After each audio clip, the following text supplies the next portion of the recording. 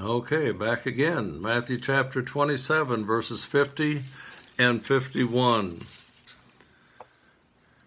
Fascinating passage to me, always has been. Christ is hanging on the cross. We're not covering the whole crucifixion, but on this Good Friday,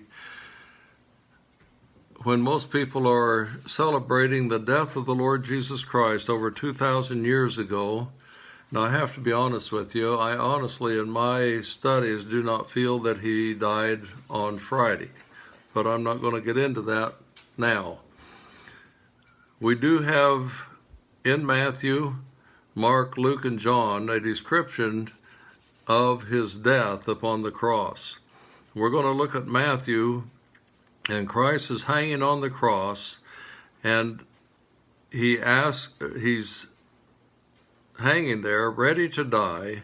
And in verse 50 it says, Jesus, when he had cried again with a loud voice, yielded up the ghost. In other words, he died at that moment, giving up willingly his life on the cross for us.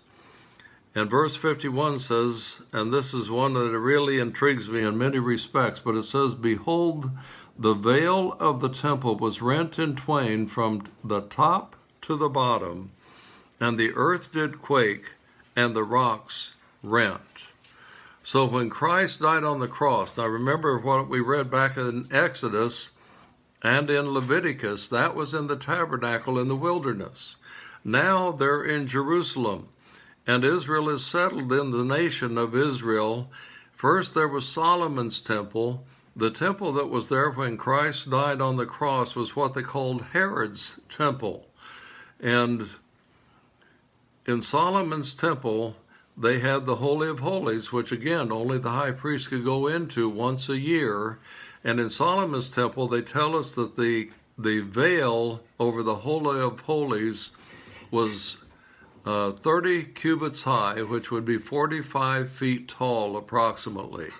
In Herod's temple, he extended that veil, so that the veil, they tell us, and this is according to Josephus, who was a historian at the time that Christ died, according to that, the veil was 60 feet tall. It was 40 cubits high.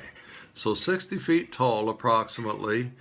And the other part of that, it had the right colors in it from clear back from Exodus.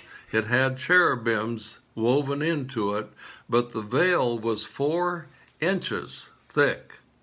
If you can imagine a curtain, 60 feet tall, 4 inches thick, I would dare say that none of us could tear that veil.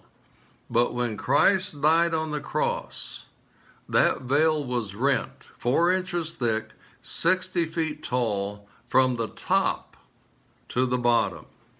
Only God could do that. And only his power could do that.